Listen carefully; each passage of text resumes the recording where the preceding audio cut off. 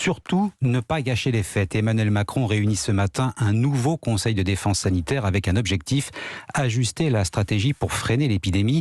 La question de la vaccination des 5-11 ans devrait figurer au menu alors que les cas de contamination explosent chez les enfants. Et c'est bien ce qui provoque la colère des médecins, Virginie Riva.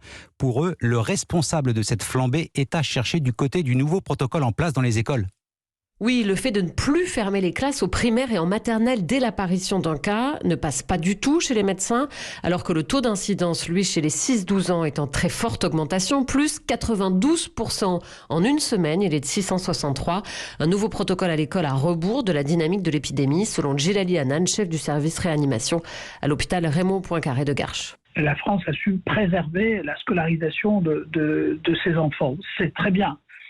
Mais venir prendre une mesure d'allègement à un moment où l'on entre dans le vif d'une 5e vague, voilà, c'est un levier sur lequel on aimerait bien pouvoir jouer. Parce que ce qui se passe, c'est dans l'entourage de ces enfants, les personnes fragiles vont développer des formes sévères et se retrouver à l'hôpital. L'idée dans le nouveau protocole à l'école, c'est de tester systématiquement les élèves pour isoler ceux qui sont contaminés. C'est obligé pour pouvoir retourner en classe. Problème, le second test à J+7 pour pouvoir réintégrer la classe après avoir été malade, lui, n'est à ce stade pas obligatoire.